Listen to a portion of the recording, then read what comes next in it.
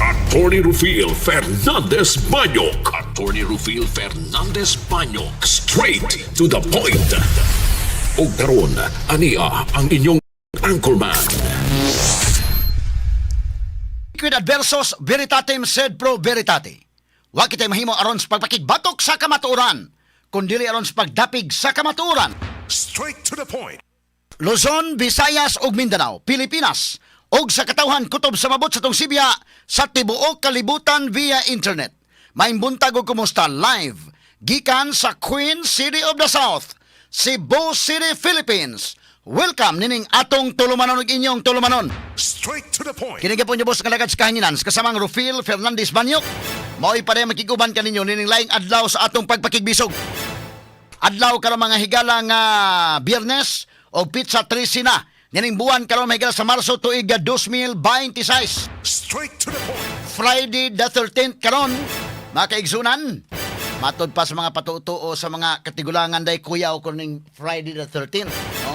So muna nga amping og ampo lang kita. Kaya na mga patutuo, mga sukitig paminawa gyud makalabaw sa atong tinuod nga pagtuo ngadto sa Ginoo.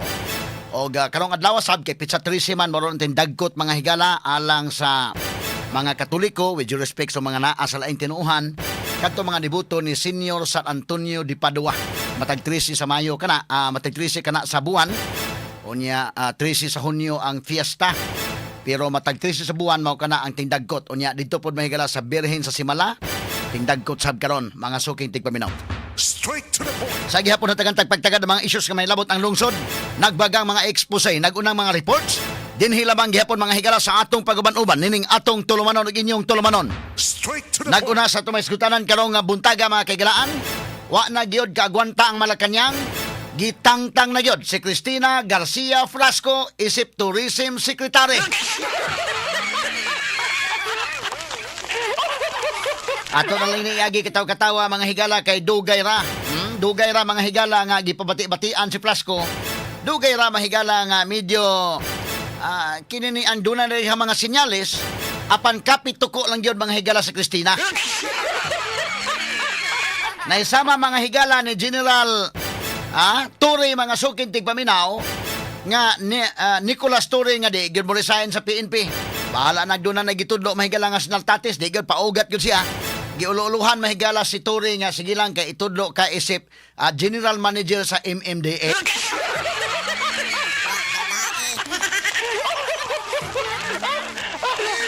O giulugulugan mga higala sa Torre nga sige lang buhiin na lang ng PNP ari na ka General Manager na ka sa MMDA total dako magsweldo sige na nga na lang ka.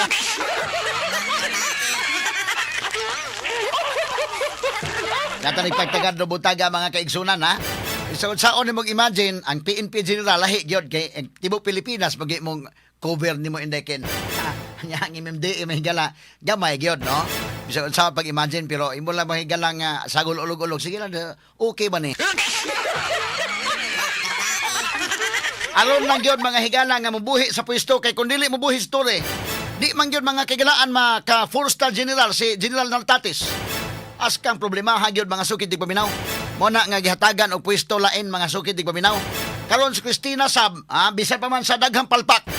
Pulte ka palpak mahigala sa Department of Tourism.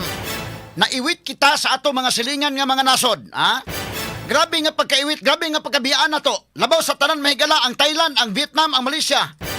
Sagdi na Singapore kay biyaan na magitandaan og ato mga nindot nga mga country sa atong mga silingan. Pero kini mga higala nga at par nato kaniadto, una pa maganita mahigala ng mga Vietnam. Pero karon under mahigalang Cristina Garcia Frasco na biyaan kitag maayo. Kay inay mga higalang ipakita mga kaigsunan ng atong mga tourist destinations. Sama sa Boracay, sama mga higala sa Palawan, ang ipakita mga kaigalaan ang nindot nga suluyanan ug mo'y makapaattract sa mga turista. Naunsa ba nga ang naong naman hinuon ni Cristina ang ipakita?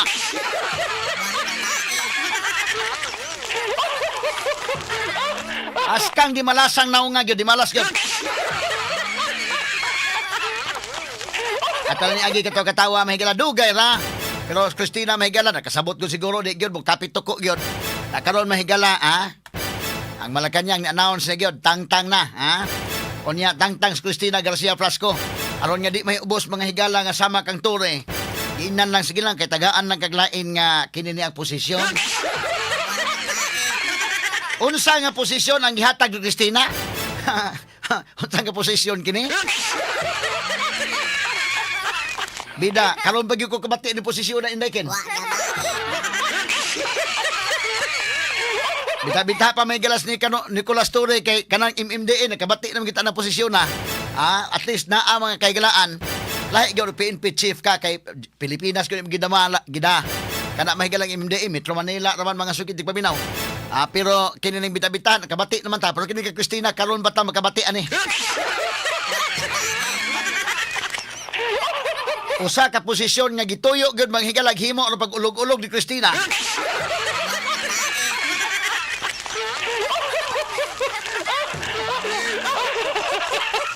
Kata ni pagtagad do butaga atong hisgutan ning unsa ning posisyon na sa mga uban usab ning atong tulumanon ug inyong tulumanon. Straight to the Sa point. Pikas Bahin Cebu Bus Rapid Transit kon CBRT musugod na karong alas 10 sa buntag. Sa partial operation samtang ang regular nga operation musugod sa alas 6 sa buntag ugmang adlaw. Straight to the point. Sa laing bahin may gila Vice Gobernador Glenn Soco na nalipod sa desisyon sa Junta Provincial nga i-review ang compromise settlement tali sa Kapitolyo ug sa Apple Land and Quarry Corporation apan itataw nga dili sa gusto nga makiga-away ni Governor Pambari 4. Straight to the Ato point. na ipadayon sa mahigala paghisgot kay kining hisgutanan sa buhis mga kagalaan nining Apple Land and Quarry Corporation. Kini ni ang saba kay ni mga sukid tigpaminaw, no? Nga kini ni ang ni ay compromise agreement mahigalan, may compromise mahigalang Apo kay ang Apo mahigalan ni Hangyo nga medyo ang ilang negosyo dili gyud kayo inana kamalambuon sa pagkakaron. Wa pa sila kabawi mga sukid tigpaminaw labi na sa pag-pandemic. So nahangyo sila nga mag-compromise unta sa tax mahigala dunay compromise agreement which is under mahigala sa tax code. Doon na pod mga higalay mga stages din nga kung mahimo mo himo ka og agreement with the government mga sukid tigpaminaw mahimo na no. So ni compromise ang Apo pwede ba nga dili mi kabayad ang dako gyud makahangyo pa mi mo bayad og gamay-gamay para makapadayon pa mi sa mga operasyon. Ang gobyerno mahigala ron sa pag-agak sa usa ka kumpanya nga basin ninyo og manirado daghan mga higala mga pamilya mga kulbag kaldero moabag ang gobyerno kabantay mo mga kagala atol sa COVID ba atol sa COVID kana mga kumpanya manirado kung mahimo moabag ang gobyerno nga dili manirado dili mo na bunalan pag magtiwa sa tax samot di na makabarog. So ni hangyo may galang Apo so moto nga ang maong hangyo mga kagalaan kay legal team man sa Apo gi-prefer sa legal team sa Kapitolyo nga maestudyuhan. So doon na mga higalay panagsabot-sabot og unya gi-refer nga to sa governor. Ang governor dili pa may final say ana. So kana gipasa na ngadto mga higala sa provincial board. Mo na proseso din na kay kinahanglan man mga kagalaan nga dunay approval sa provincial board. Ni ana pala nga stage mga higala saba na, no? Nga mao na, no? Pero nahibaw-an mga kagalaan nga kaniadto day panahon ni Gwen. Kabantay mo panahon ni Gwen magod mga sukid tigpaminaw taguan magud na tanan kana mga report sa Indaykin kabantay kaday. Wa kita masayod nga kadto si Gwen og si Vice Governor Glenn Soco nihimo day compromise agreement sab kaniadto sa negosante mga higalag Dolomite dito sa Alcoy. Straight to the point. Putin dakuha sa ilang kwan. Gikan sa 855 million, ilang mga higalang gipahangyo og 56 million. Ngano ka nga nainadto to? Nakadungog bagot nga na balita wa kay gitaguan mga higala ng mga balita wa gid igdungog. Pero karon mga sukid paminaw saba kayo, ha? Mao na okay lang na i-review na ninyo dinha. Kay doon naman mo say pod ang provincial board. Pero dili mga kagalaan nga kunuhay mo palutaw nga ala ni sugot mahigala ni DLC Pambari 4 ni ini inana doon na mga higalay gipalabas mahigala nga doon ay backdoor negotiation. Ato ning pagtagad mga kagalaan kay kininggikan sa paghangyo sa Apo 1.2 billion to 200 million kapin by way of percentage. Kung atong i-percentage dako ra gihapon kayo. Ikumpara mahigala sa panahon ni Gwen nga 855 million gihimong 56 million be. Kwintaha by way of percentage. Ato ni pagtagad do butaga mga sukid tigpaminaw sa tumpon uban usab ning atong tulumanon inyong tulumanon. Straight to the point. Kay malisod man sa kayo mga kagalaan hilo magpanahon ni Gwen wa gay balita bisag gamay labot ana day. Wa gyud. Ngano man mangayo ta mga higala mga sensitibong dokumentos Kapitulo di mo hatag.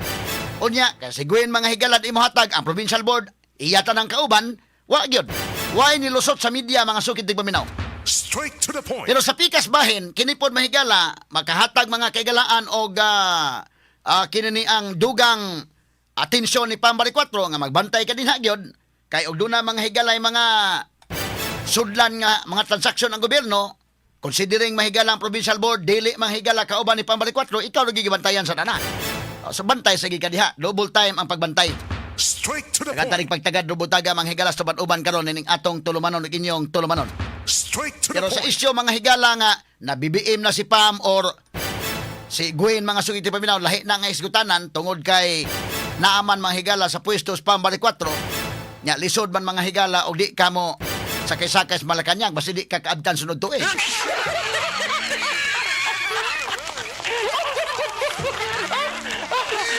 Nagkaroon pagtagad rubutaga sa banuban mga higala ning atong tulumanon ug inyong tulumanon. Straight to the So sakay-sakay sa kadinhan dapita, unya na ang gyud ang mga higalang final inighapit na gyud kanang ting eleksyon na gyud mga sukid tig paminaw. Straight to At the point. natagag pagtagad rubutaga sa tubuan uban usab ning atong tulumanon ug inyong tulumanon. Straight to the point. Samtang sa laing bahin mga sukid tig paminaw, kay ngiyang kunta pod mahigala labaw pa man to mga kagalaan nga BBM. Di man gani mahigala mo na og Christina, kapituko magyud gani. Wa na lang gyud kagwantang Malacañang ron kay wa naman gyud. Unsaon taman mga higalang tourism industry na to nga wa naman, ha? Ni Kuya Ig naman gyud maayo mga sugid tig paminaw ang ipadayon gini mo sa Christina ang Kuya Ig naman. Termiro pa lang ganing first half pa lang mga higala ni BBM, palpak naman gani nangupya mga higala og kini ni ang mga pictures, mga tourist destinations nga dili sa Pilipinas. Taon sa 20 taon Christina mga higala. Straight to the Katari point. pagtagad rubutaga sa tubuan uban usab ning atong tulumanon ug inyong tulumanon. Straight to the point. Samtang usa ka trabahante ang namatay human na bitik sa pisi sa barko nga nitikyaob sa usa ka pribadong pantalan sa Apo Cement diha sa Dakbayan sa Naga. Naluwas sinuon sa mga sakop sa Philippine Coast Guard ang 19 ka mga tripulante sa barko nga nalunod. Straight to the Dunay point. usa nga nagtuktok dito sa ilaw mahigala naluwasab mga kahigalaan sa Coast Guard. Samtang ang atong dugang update mahigala atong usa ka tawo nga nagpatabang sa sibian ng intang pamilya, ang lolo, ang amahan ug yuman ang inahan. Gumikan kay iya mga higalang anak nga 12 anyos nga gi-rape mga higala ining usa ka nadakpa na hinuon karon mga sugid tig paminaw. At natagad pagtagal og dugang update sa blabot ani mga kahigalaan. Kay di na ba gito mutingog pag adto ni Rajuman Pulaw ro. Wala na kalisod mga higala sa nagmata, dili mga higala lisod pukaon ang magmata. Samtang sa laing bahin mga sugid tig paminaw dito sa gawas sa nasod, ang Iran ni bahad nga sunugon ang mga oil ug infrastructure sa region, subay sa nagpadayon nga tension dito sa Middle East. Straight to the point. Uyaw ning bahad sa Iran sad mga higala murag nag-wild sila, bahala nag magkinaunsa. So call gyapon sila mga sugid tig paminaw nya ila kunong pangsunugon, delikado kung pangsunugon nila ni. Mosamot kamahal ning ato rong kuan, ngila ila pangamong lagi ning ila. Ang sunugon maamong mahigala bisag dili kontra mga kagalaan nila. Maamong ang tibuok kalibutan kay og maohon ni mahigala mahal nga gasolina ang tanan may mag-antos mga kaigsunan. Straight to the Samtang point. sa laing bahin duha ka drone na naigo mga higala duol sa Dubai International Airport. Dunay mga barko nga naigo sa drone mga sukid tig paminaw didto sab sa Hormuz, Strait of Hormuz. Grabihan ni mga higala daghan nga pagan ani usab mga sukid tig paminaw. Kini guban pang mga iskutanan nga mabati exclusive over DYHP RMN Cebu 612 sa dial sa inyong mga radyo ug sa 93.9 IFM. Sa serbisyo